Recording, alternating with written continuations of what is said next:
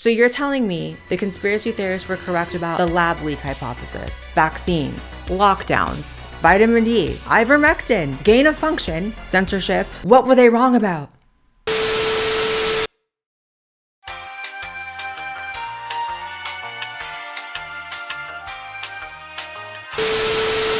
All right, strap in, because today's topic, it's a lot like Joe Biden. Touchy.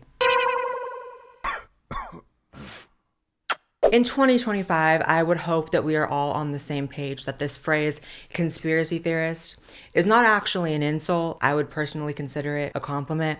And even further than that, a genuine survival skill. And if you think about it, it's actually hilarious it ever was used as an insult, because we're acting like the act of conspiring is just so fringe, so unlikely to occur. Like, no one conspires, no one lies. Why would you think that way? The government doesn't do that ever.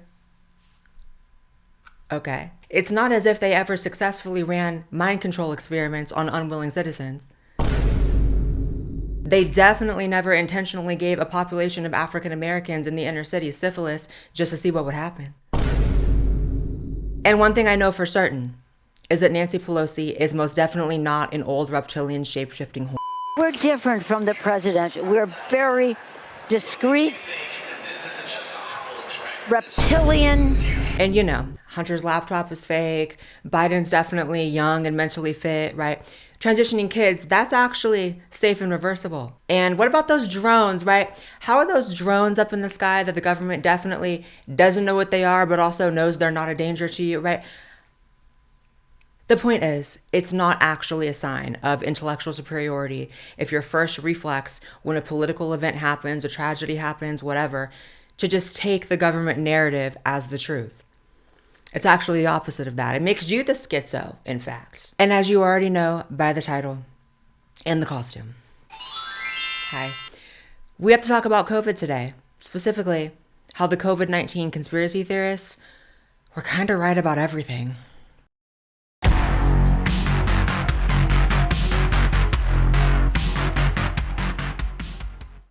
First up is the lab leak theory. So up until about 5 seconds ago, if you suggested that COVID-19, a respiratory virus first observed in Wuhan, China, originated from the lab in Wuhan, China, specifically known for respiratory viruses, you were treated as, I would say crazy, but you were actually called racist for that. Something you probably have heard from a certain corner of the right is this theory that the coronavirus, quote, escaped from the lab. We must stop the racism. We must stop the hate. Do you think that puts Asian Americans at risk, that people might target them? No, not at all. Come to Chinatown. Here we are.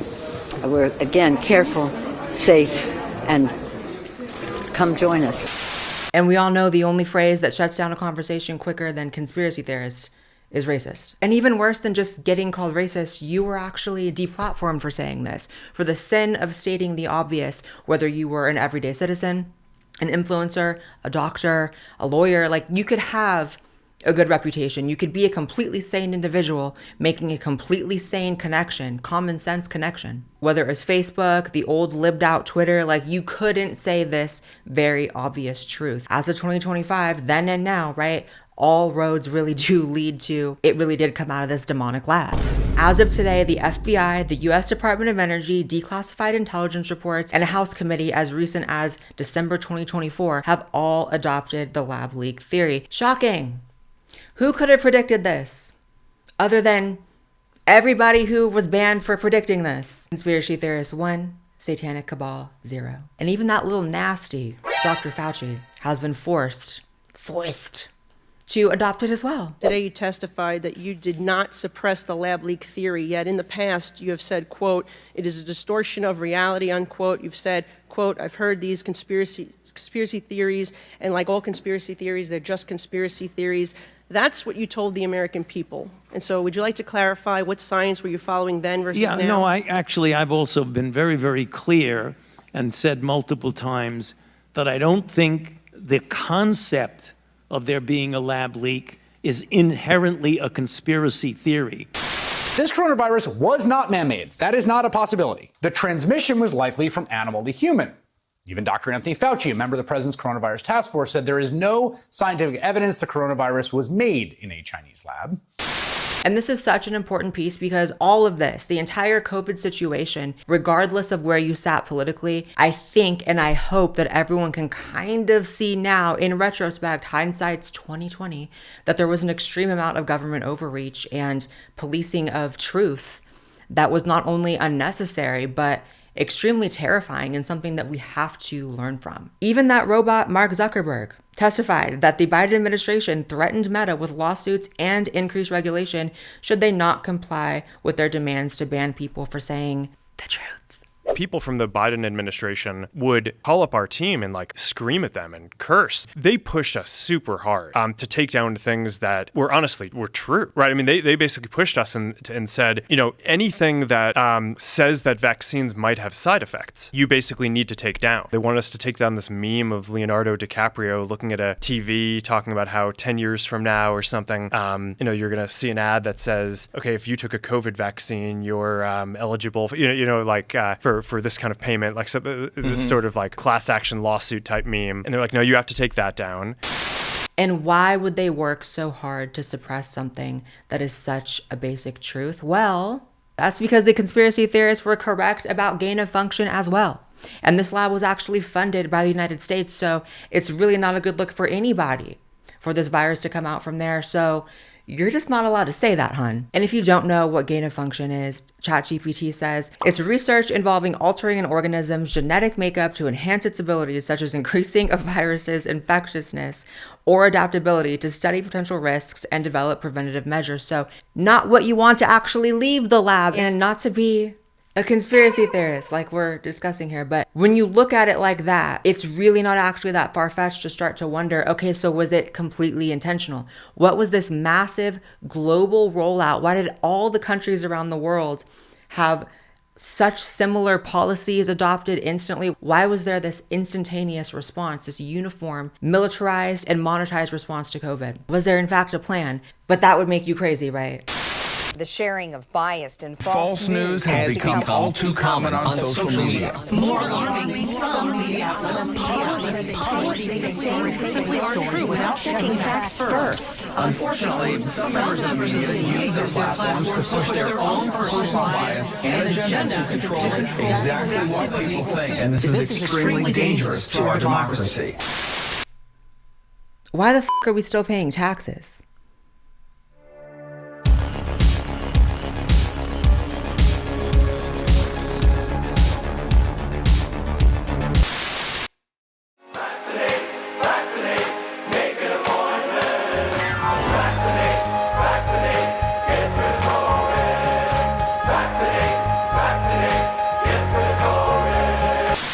Next is the vaccine.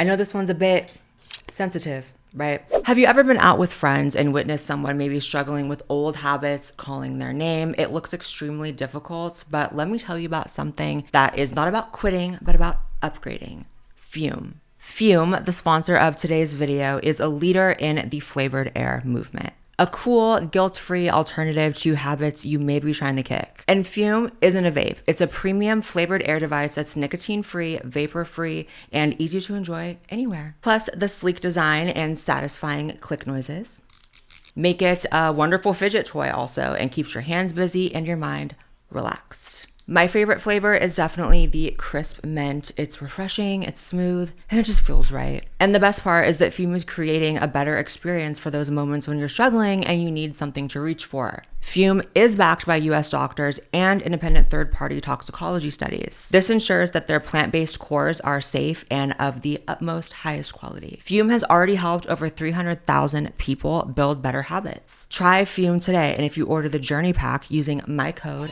BLAIREWHITE, you'll get a free Fume topper, an awesome little accessory to level up your experience.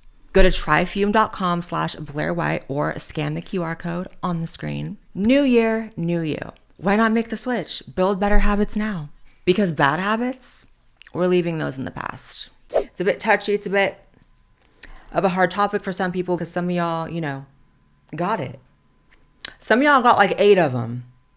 That And this one is so important because the amount of things that, in retrospect now, the conspiracy theorists got right about the vaccine is actually insane. This is where they did their big one. This is where they really kind of called it as it happened and as it was going to happen. And when I say them, I really am talking about myself because she didn't get it. Make all the jokes you want. I'm aware, honey. I put a lot of things in my body, and I know that, I'm kind of like the Atlantic, full of plastic. But one thing I'm not putting in there is that damn COVID vaccine. I have to be so real. And not even because it is a vaccine, right? Because there's this straw man argument that if you have questions or are skeptical or hesitant about the COVID vaccine in any way, it suddenly makes you anti-vaccine in totality. So suddenly you reject the concept of vaccines as a whole. And that is just really dumb. But here's what they got right. Remember when myocarditis was basically like the N-word? I do.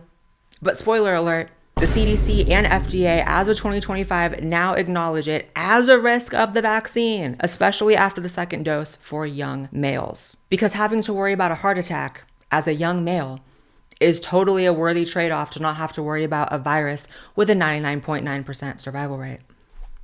Big emphasis on that. Repeat that, because you can tell someone that now and they can actually be in shock. There are people that don't even know that that was the level of survivability of this virus. You would think it was the plague when it was happening, and you would even think it was the plague with how some people talk about it in retrospect still. So the crazies were right about myocarditis. They were also right about it not stopping transmission. And this one is really important because this was the main selling point of the vaccine. Every media figure, every politician, every person who was pushing this drug on you, like your average drug dealer, right, made the claim that it was going to stop transmission. You get it and you can't give it to somebody else. Now we know that the vaccines work well enough that the virus stops with every vaccinated person. A vaccinated person gets exposed to the virus does not infect them. The virus cannot then use that person to go anywhere else. Was the Pfizer COVID vaccine tested on stopping the transmission of the virus before it entered the market? I really want a straight answer, yes or no. And, did we know about stopping immunization before it entered the market? No. We had to really move at the speed of science. And anybody who questioned if the vaccine was actually going to be effective at stopping transmission, this was also treated as blasphemous, just like these other things. Pure blasphemy against our benevolent pharmaceutical companies that we used to be able to rely on, the average lib to actually fight against, to stand against, to be skeptical of. They became gods during COVID, and that's what's so terrifying. So yeah, spoiler alert, it didn't stop shit. And you can say the science simply changed, and maybe it just didn't meet the expectations at the beginning, but why are we giving these companies and the government this out? Why are we assuming benevolent intentions of entities that we know are not benevolent, that actually actively work against us in every other facet of life? For me, there was many reasons why I didn't take it. One being the fact that it was mandated, that it was the second it came out, all of society was under blackmail of taking it. And you can lie and say that there was choice involved, but there was a complete erosion of choice. You had to take it, or you couldn't go to school, you couldn't go to work, you couldn't see your family, you couldn't hold funerals for your loved ones, you couldn't do anything. You don't get to threaten people with an inability to restart their lives, go to work, go to school, for lockdowns in general to end, which they did not end just because the vaccine came out. I know living in LA, they continued for years. And use this talking point of it's going to stop transmission, and then it just doesn't. And then everyone's supposed to be like, oh, well, they didn't know any better. Excuse me, because that's the thing. The reason why many healthy people who are actually at virtually no risk of any serious complications and or death due to COVID, many healthy demographics even took the vaccine, is because of this element of protecting people around them, vulnerable people around them. This was the entire argument. And it's very important to remember that. You want to come to this college, buddy? You're going to get vaccinated. Lady, you're going to get vaccinated. Yeah. Big corporations like Amazon and Facebook and all of those others are going to say, you want to work for us, you get vaccinated. And it's been proven that when you make it difficult for people in their lives, they lose their ideological bullshit and they get vaccinated. So then you have to start wondering why the elites were so desperate to get this injection in you. Why were they so desperate to enter you? Essentially, you just forced something into the bodies of billions of people who otherwise didn't need or want it, who otherwise would have and could have exercised personal choice and bodily autonomy. You know, the thing y'all write on the signs and scream about all the time. My choice! My choice! Hello? What is Where's it? your mask? Where is your mask? I'm in my car. What are you talking about? Yeah, and you're not wearing a mask. Put your mask on. I'm in my car. Thank God the people who thought the shot was just going to unalive everybody in one fell swoop were not correct. But when you set a precedent that everyone has to take a shot at the drop of a dime when the government says so, who's to say the next one couldn't be, right? So that's why we have to learn from things and not repeat history. That's why I'm making this video. The spell that was placed over so many people, even that I know in my personal life, I'm not trying to attack anybody, but I knew people that were getting this shot the second it came out, the week it came out, when they were pregnant. I knew people that were taking it multiple from different locations, different pharmacies, different brands. Like, people were really scared, and that is what you need to know. The government always does its big one when you are afraid, when you're willing to give up freedom and liberties for security. And in this case, I believe, my personal opinion, a false sense of security. Natural immunity is another one the crazies got right. And fast forward, of course, the CDC now just casually acknowledges natural immunity as adequate, and they've stopped pretending like it's some mythological superpower. Great. From the CDC today, a new report out just this week says vaccines, get this, were less effective than natural immunity against the Delta variant. I remember very clearly how badly people were treated for making the very common sense statement that natural immunity might be a better alternative for some people in fighting COVID for their own selves. And they were treated like, I don't know, crazy fundamentalist religious people who like don't take their kids to the doctor when they have cancer or something. Like, you were treated like the craziest of the crazy. I can just hear those old witch bitches at The View going catatonic about this one. I can just hear it. I'm not opposed to the vaccine, but I am opposed to the mandate 100% on the grounds of science. People have died from COVID. I just don't think we should allow this kind of misinformation on our air. The psychosis that people were under is... that's the worst part. COVID did not present a uniform risk to people, so why there was a uniform solution forced on everybody is beyond me. Particularly when it comes to kids, this is another hard topic. It's hard not to look back and see it as absolutely sick, just being honest, to force a population who faces virtually zero risk to be administered a drug. Also with that same blackmail, you can't go back to preschool, you can't go back to third grade, can't be around your friends, can't play outside. To be able to look back on so many lies, misinformation, false advertising, propaganda, false advertising really being the operative phrase here, because it was a product. It was a product. The biggest drug cartels in the world get together and buy up all the media and all the politicians and force all the people in the world to stay locked in their homes. And people can only come out if they take the cartel's drugs and keep taking them over and over.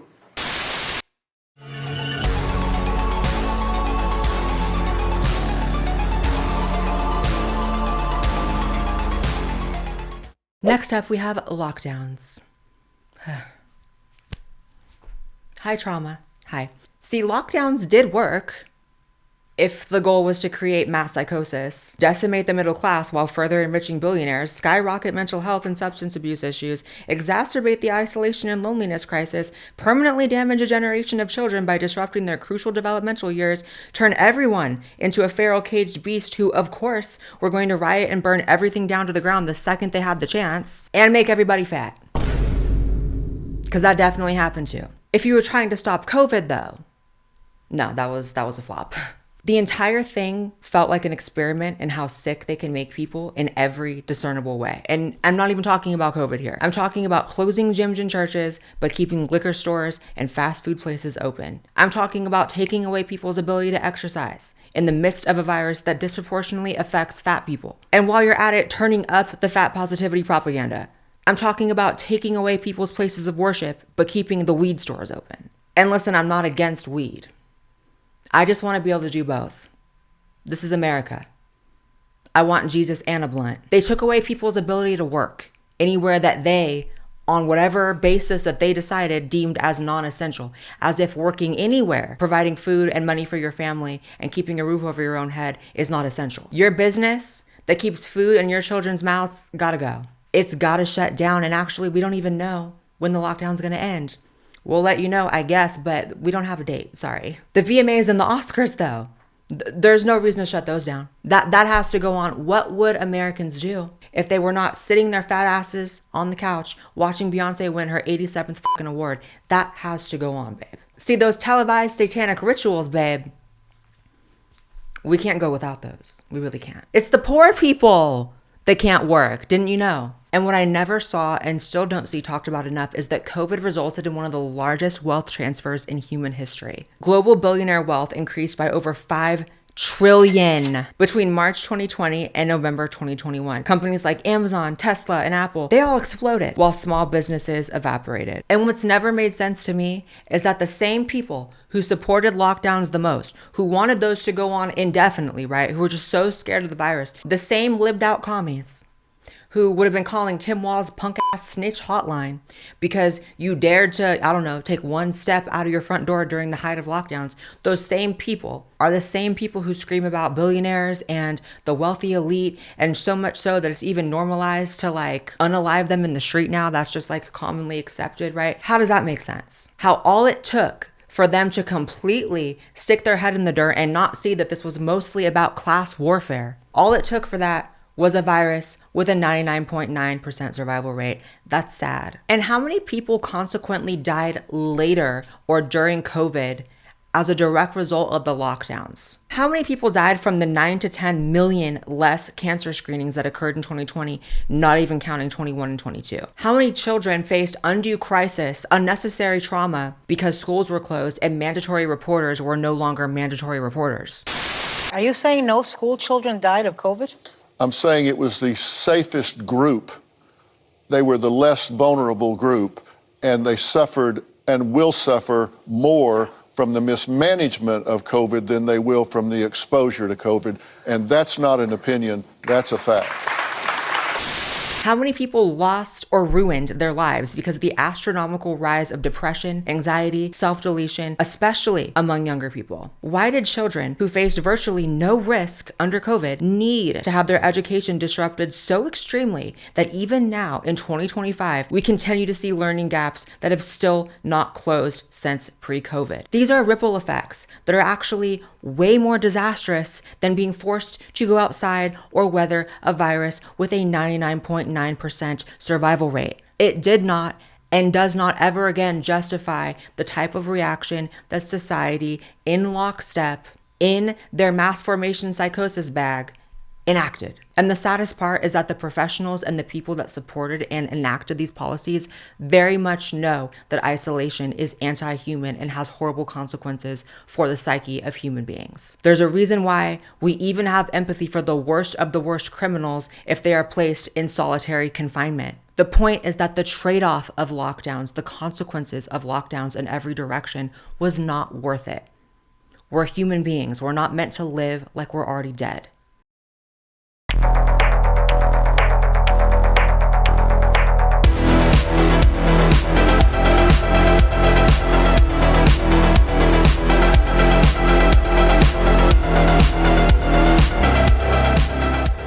Finally, it was a psyop. I'm sure some people will interpret this as me saying that COVID wasn't real, that the virus wasn't a thing, that people didn't suffer due to the virus. And you can, take my words as that. That's not what I'm saying at all. And I will give it to you that any conspiracy theorist who said the virus was fake entirely or didn't exist, that's not the truth. But what the conspiracy theorists got correct about COVID was everything around COVID. The clear psychological operation that was taking place under the guise of safety from COVID. And no matter how COVID touched you in your personal life, no matter what political leaning you have, I would hope that we can all agree by now that something about the way society was moving and the rules we were supposed to follow and the way government reacted was a bit fake and queer. The masking when you're walking to the table but not when you have to sit down. Don't go outside because you'll catch it unless you're rioting. Sunlight, that thing that all life on the planet needs, that's bad. Sitting and staring at the blue light that destroys your health on your phone all day, That's good. Like I said before, to this day, there is still a sizable amount of people that if you inform them of the actual survivability rate of COVID, they will react in shock. And that in and of itself is nothing but proof that there was a number run on the psyche of the everyday person. If you have to have a live death counter on CNN, if you have to Photoshop Joe Rogan to look like he's on his deathbed to really hammer in the point that this is something you have to be afraid of, if you have to do all that, maybe it's because it's not as bad as you're actually saying, and maybe you have a motive. It's also just very convenient that, like every other psyop we can identify throughout history and in real time, that it had the wonderfully convenient and helpful effect for the government that there was this natural divide that occurred, right? Of this lower class of people that didn't take the vaccine, who couldn't go indoors, who couldn't go in certain businesses, and you didn't want to be around them, and they were being blamed for all of society's problems. This continues to be a pandemic of the unvaccinated. If you want to get an abortion, get an abortion. If I want to get the vaccine, I get to choose. So you can't force, if I can't force you to get an abortion, you shouldn't be able to force me to get Because it's not about you. It's about people you interact with. And that's the social contract of public health. You're assuming because somebody can take the vaccine, won't get COVID, which, by the way, I don't need to play the clips for you to see it, where everybody said, hey, if you get it, you're not going to get, if you take the vaccine, you're not going to get a Rachel Maddow, Joe Biden. I can give you Fauci. I can give you, and you've seen these clips before. It's not like you've never seen it before. Yeah, what happened They were wrong. Hold on. So, the strain evolved. It just all played out exactly like every other psyop plays out. And so that's how you know that's what it was. At least in part because, again, it's not that COVID was fake. And you can make a straw man argument that that's what I'm saying, but that's simply a straw man. It's not what I'm saying.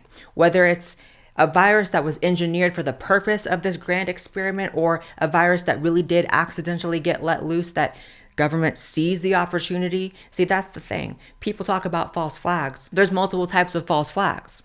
There's the false flags that are 100% coordinated, and then there are genuine tragedies that the opportunity is then seized upon by the hands of government to enact control, to limit freedoms while you're afraid, just like post 9/11, just like when they're trying to convince us to go into war, they just turn the fear dial up, and you have to always wonder why they're doing that. There's a reason why time and time again during COVID, we caught our overlords, our government overlords, our governors, our politicians, our elites, breaking all the same rules that they claimed we were grandma killers for if we broke them. There's a reason why these rules only applied to the little people. It's the classic, it's what has happened all throughout history, what's currently happening now in many facets. And for whatever reason, people generally are pretty open to the idea of things like this happening in the past. They're pretty open to the idea of tyranny and government overreach when they see it in a history book or perceive it as something that used to once be, but they're not as good as spotting it, identifying it, and calling it out when it's happening in the moment, which is the most important time to do it. And I don't know if that's just a lack of education on history. I don't know if that is fear, cowardice. I don't know what it is. It's probably a blend of all the things. My opinion on COVID is that it was largely a massive human experiment. I see it as an attempt to make people poorer, sicker, more tribal, more traumatized, more dependent on government, and more willing to allow freedoms to be eroded. Because if you're willing to let the government put you on a de facto house arrest and tell you at the drop of a dime what you need to put in your body, that you have to follow any and all rules they put forward, even if they defy your basic common sense, even if you know the stupid arrows on the floor aren't keeping you from COVID, even if you know it makes no sense that Beyonce is at an award show while you're at home unable to work, I see it as a huge test in what you're willing to accept. Maybe I'm crazy. I don't want a government that can do that. And the worst part is that this is America. We were supposed to figure this out. Insert the quote from Benjamin Franklin about sacrificing liberty for security. We should have had this figured out a long time ago. The lab leak hypothesis, ivermectin, vaccine efficacy, lockdown efficacy, the censorship, vitamin D, basic health science, children's education, mental health. The conspiracy theorists, and I count myself in that group, were right about all of it. And that should be a huge learning lesson for everybody. So the next time you spot them trying to fearmonger you into giving up your freedom, liberty, human dignity, right to live your life as a sovereign human being on this planet. Some may say a child of God. I will say that because that's my belief, that we're all children of God. And guess what? Government's down here. God's way up there. Like this video if you enjoyed it. Subscribe to this channel as well as my podcast channel. Follow me on X and Instagram, and I'll see you in the next video. Bye, guys. Shout out again to today's sponsor, Fume. Make sure you guys check them out. Link is in the description, and thank you guys so much.